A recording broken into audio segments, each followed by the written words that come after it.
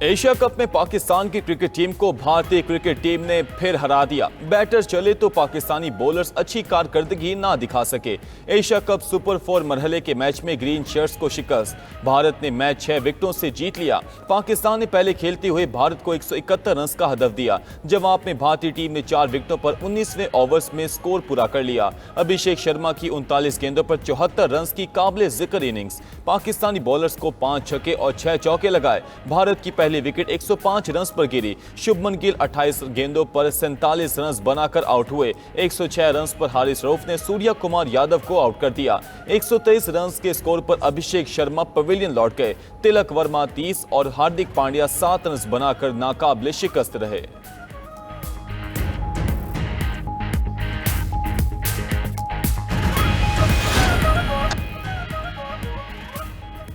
Catch पर catch छूटने के बावजूद कौमी टीम बड़ा स्कोर ना कर सकी। हाई वोल्टेज टाकरे में भारतीय टीम दबाव का शिकार नजर आई, लेकिन पाकिस्तानी टीम इसका भरपूर फायदा ना उठा सकी।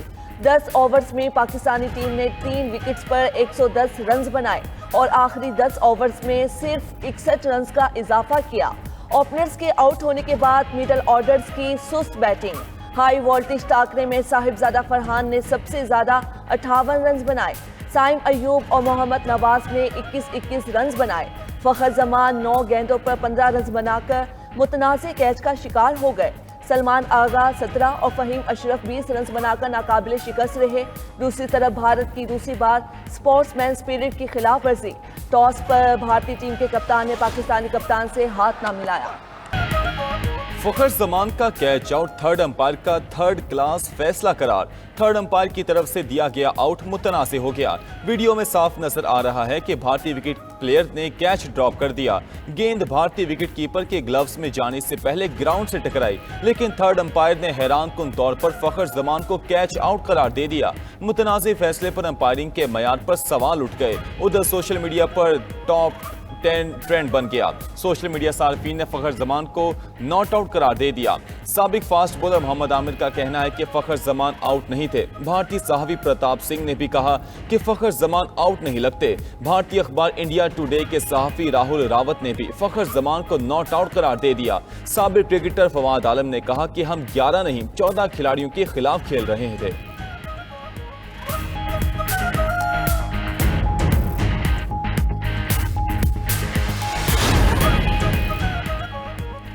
पाक भारत मैच में खिलाड़ियों के दरमियान गर्मा गर्मी। दोनों टीम्स के खिलाड़ी आपस में उलझते भी नजर आए।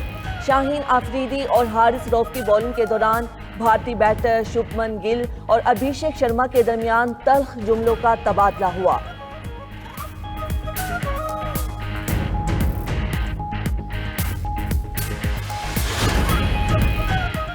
पाक भारत मैच में भारतीय शायकीन की हूटिंग पर हारिस रऊफ का मुंह तोड़ जवाब। फास्ट बॉलर ने भारतीय शायकीन को राफेल गिराने की याद दिला दी। हारिस रऊफ ने हाथों से 6-0 का इशारा भी किया। कौमी क्रिकेटर हारिस रऊफ की वीडियो सोशल मीडिया पर वायरल। वजीर दिफा ख्वाजा आसिफ का एक्स पर पैगाम। हारिस रऊफ ठीक तो करे, चुप के रख। क्रिकेट मैच तो होते रहते, भारत 6-0 नहीं भूलेगा। 6-0 दुनिया भी याद रखेगी।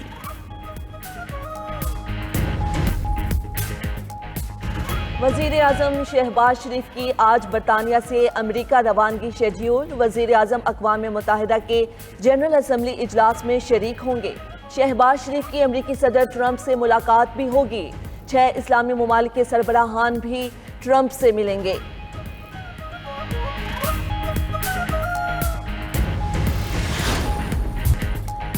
बरतानिया, ऑस्ट्रेलिया और कनाडा ने फ़लस्तीनी रियासत को तस्लीम कर लिया। बरतानवी वज़ीर आज़म केयर स्टार्मर ने फ़लस्तीनी रियासत को तस्लीम करने का ऐलान करते हुए कहा कि फ़लस्तीनी हुकूमत में हमास का कोई किरदार नहीं होगा।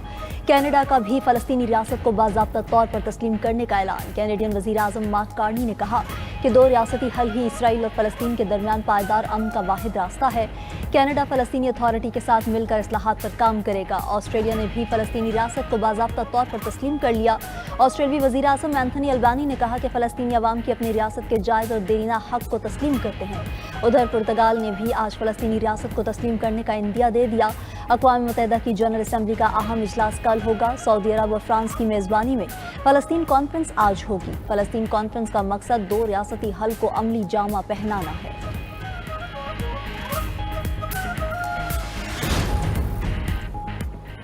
فلسطینی ریاست کبھی قائم نہیں ہوگی، اسرائیلی وزیر اعظم نیتنیاہو ڈھٹائی پر قائم۔ برطانیہ، کینیڈا اور آسٹریلیا کی جانب سے فلسطینی ریاست تسلیم کرنے پر نیتنیاہو بھڑک اٹھے، کہا کہ میں نے ملکی اور بین الاقوامی سطح پر دباؤ کے باوجود فلسطینی ریاست کا قیام رکھا۔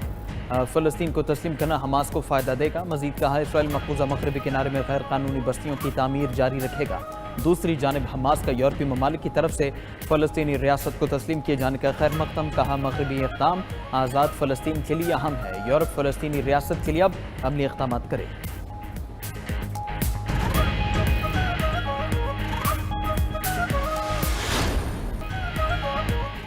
امریکی صدر ٹرمپ نے بگرام ایئر بیس واپس نہ کرنے پر افغانستان کو سنگین نتائج کی دھمکی دی، کہا کہ بگرام ایئر بیس امریکہ نے بنایا، واپس نہ دیا تو بہت برا ہوگا۔ مزید کہا اسرائیل ایران سمیت اب تک 7 جنگیں رکوا چکا ہوں، پاکستان اور بھارت کے درمیان جنگ بھی رکوائی، ملک کو ٹھیک کرنا ہے تو مجھے تیسری بار بھی صدر بنانا ہوگا۔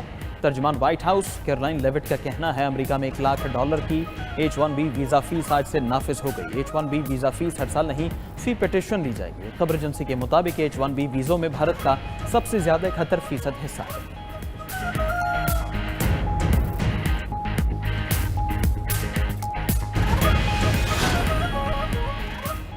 صہیونی ریاست کی غزہ میں فلسطینیوں کی نسل کشی، تباہ حال غزہ پر بمباری سے مزید 75 فلسطینی شہید ہو گئے۔ الصبرہ محلے میں گھر پر حملے سے 11 افراد شہید ہوئے۔ شہید فلسطینیوں کی مجموعی تعداد 65,208 تک جا پہنچی۔ غزہ میں اسرائیلی بربریت کے باعث جبری نقل مکانی کا سلسلہ جاری ہے۔ غزہ سٹی سے انخلا کرنے والے فلسطینیوں کا کوارڈ کاپٹر سے پیچھا کیا جاتا ہے۔ دوسری طرف اسرائیلی شہری بھی نیتنیاہو کی جنگی پالیسی سے تنگ آ گئے۔ تل ابیب اسکوائر پر جنگ بندی اور قیدیوں کی رہائی کے لیے بڑا مظاہرہ۔ یروشلم اور حیفا میں بھی اسرائیلی جنگ کے خلاف سڑکوں پر نکلے۔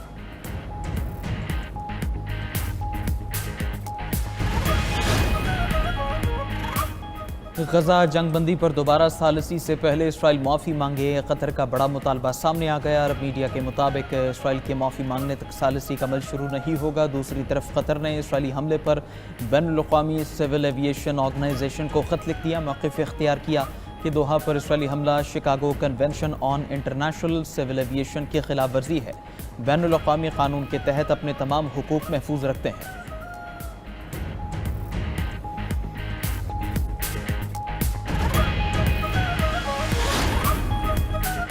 ایران کا بین الاقوامی ایٹمی توانائی ایجنسی سے تعاون ختم کرنے کا فیصلہ، ایران کی قومی سلامتی کونسل کی برطانیہ، فرانس اور جرمنی کے اقدامات کی شدید مذمت۔ ایرانی قومی سلامتی کونسل نے بیان میں کہا کہ اگر یورپی ممالک نے پابندیاں لگائیں تو IAEA سے تعاون فوری ختم کر دیا جائے گا۔ یورپی ممالک نے ایٹمی تعاون کا راستہ خود بند کیا۔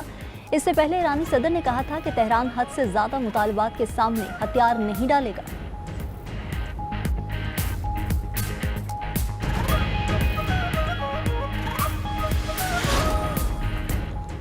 روس اور یوکرین کے ایک دوسرے پر حملے جاری، روسی افواج کے یوکرین کے فوجی صنعتی کمپلیکس پر فضائی اور زمینی حملے۔ روسی وزارت دفاع کے مطابق یوکرین میں تمام مطلوبہ اہداف کو کامیابی سے نشانہ بنایا۔ دوسری طرف یوکرین کے روسی آئل پروسیسنگ انڈسٹری سمیت اسٹریٹجک مقامات پر حملے۔ یوکرین فوج نے کہا کہ روس کی فوجی اور اقتصادی صلاحیتوں کو نشانہ بنایا۔